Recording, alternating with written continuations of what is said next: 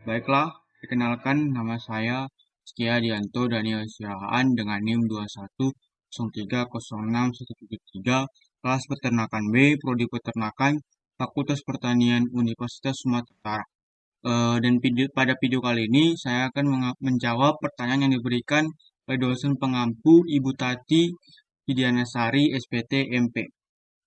Pertanyaan yang pertama itu, jelaskan struktur molekul dari enzim serta berikan contohnya. Struktur molekul dari enzim terdiri atas dua, yaitu protein dan juga koenzim. Enzim biasanya disebut dengan holoenzim dikarenakan enzim memiliki struktur yang sempurna dan juga aktif mengkatalis bersama logam. Lalu kita masuk ke struktur yang pertama, yaitu protein. Pada protein biasa sering disebut apoenzim.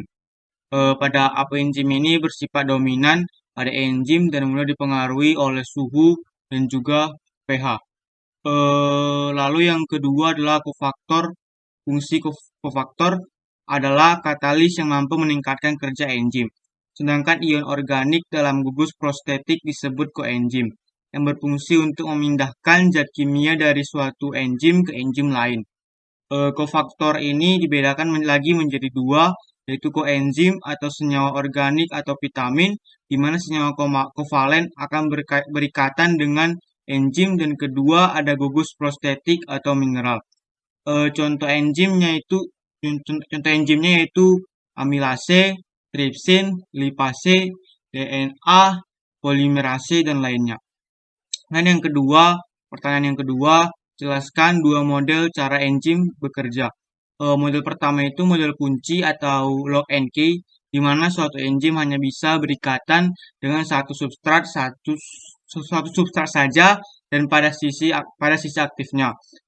Gembok diibaratkan enzim dan substrat diibaratkan kunci. Lalu enzim dan substrat tersebut berikatan menjadi kompleks enzim substrat. Substrat akan diubah menjadi produk, lalu dia akan dilepas dari enzim. Kemudian model kedua yaitu model kecocokan terinduksi, di mana kofaktor akan berikatan dengan sisi alostrik dengan cara mengubah bentuk sisi aktif enzim agar dapat mengikat substrat tertentu. Setelah itu, substrat akan diubah menjadi produk dan akan dilepas dari enzim.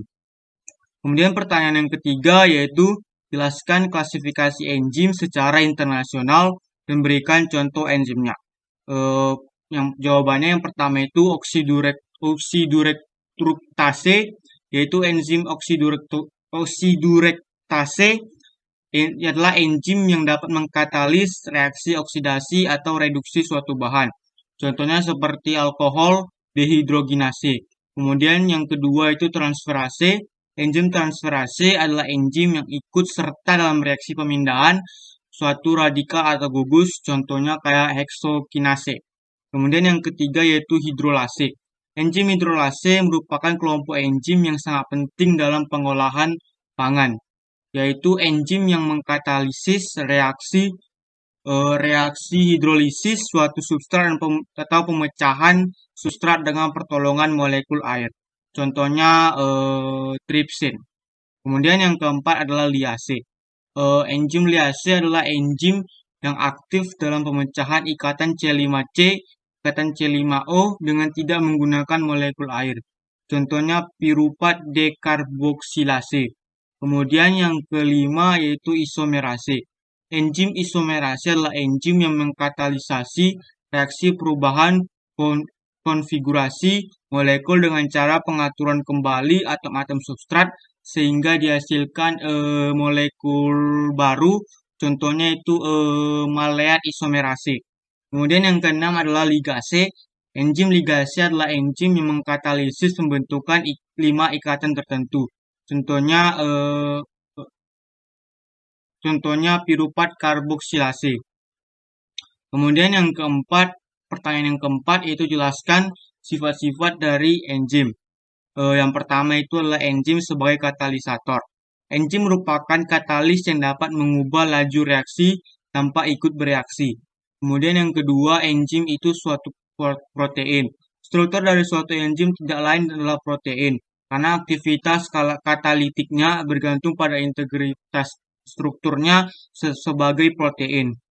Walaupun ada beberapa senyawa yang dapat bertindak sebagai katalis, misalnya kayak seperti RNA. Kemudian yang ketiga yaitu enzim khusus. Fungsi enzim itu tertentu. Setiap perubahan zat tertentu diperlukan suatu enzim tertentu pula. Misalnya enzim katalase yang hanya digunakan untuk menguraikan H2O2, amilase hanya untuk mengkatalisis amilum sebagai substratnya. Kemudian yang keempat, enzim ada yang bisa bekerja bolak-balik. Ada beberapa enzim kerjanya dapat bolak-balik, misalnya enzim lipase dapat bekerja mengkatalisis molekul lemak menjadi komponen penyusunnya, yaitu asam lemak dan gliserol, atau sebaliknya menyusun lemak dari komponennya. Kemudian yang kelima yaitu jelaskan secara singkat. Pertanyaan yang kelima yaitu jelaskan secara singkat bagaimanakah proses katalisator dapat bekerja. Suatu reaksi kimia dapat bekerja jika molekul yang terlibat memiliki cukup energi internal untuk membawanya ke puncak bukit energi menuju bentuk reaktif yang disebut tahap transisi. Energi aktivasi suatu reaksi adalah jumlah energi dalam kalori yang diperlukan untuk membawa semua molekul pada satu mol senyawa pada suhu tertentu menuju tingkat transisi pada puncak batas energi. Suatu reaksi kimia dapat dipercepat dengan dua cara, yaitu pertama meningkatkan suhu dan kedua dengan memberi katalisnya. Kemudian pertanyaan yang keenam, jelaskan faktor yang mempengaruhi kerja enzim dan berikan contohnya. Yang pertama itu suhu. Kerja suatu enzim sangat dipengaruhi suhu lingkungannya. Setiap kenaikan 10 derajat Celcius, kecepatan enzim akan menjadi 2 kali lipat sampai batas waktu suatu suhu tertentu. Kemudian enzim dan protein pada umumnya dinonaktifkan pada suhu tinggi, dan enzim berdarah panas dan manusia paling efisien bekerja 37 derajat Celcius. Sedangkan hewan bersuhu dingin paling efisien bekerja itu sekitar 25 derajat Celcius. Kemudian yang kedua, semua enzim peka terhadap perubahan pH dan nonaktif pada lingkungan pH sangat rendah atau asam kuat dan pH tinggi atau basa kuat. Contoh, enzim pepsin memiliki pH optimum 2, sedangkan enzim tripsin memiliki pH optimum 8,5. Kemudian yang ketiga yaitu konsentrasi enzim, substrat, dan kofaktor. Jika pH dan suhu suatu sistem enzim adalah konstan dan jumlah substrat berlebihan, maka laju reaksi adalah sebanding dengan jumlah enzim yang ada. Sebaliknya, jika pH, suhu, dan konsentrat enzim konstan, maka laju reaksi sebanding dengan jumlah substratnya. Kemudian yang keempat itu inhibitor.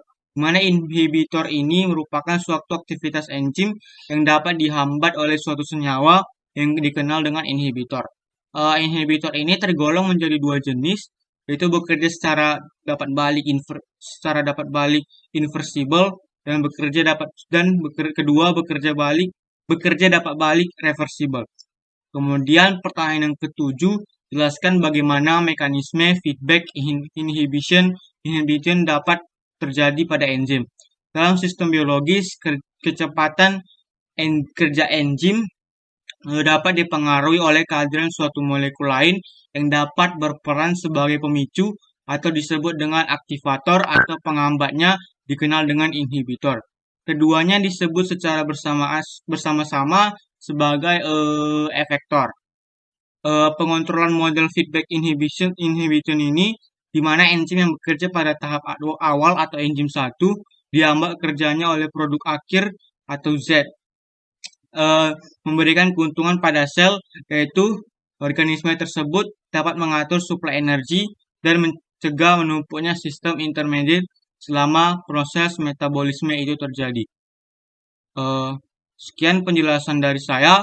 Apabila terdapat salah kata dan pengucapan, saya mohon maaf.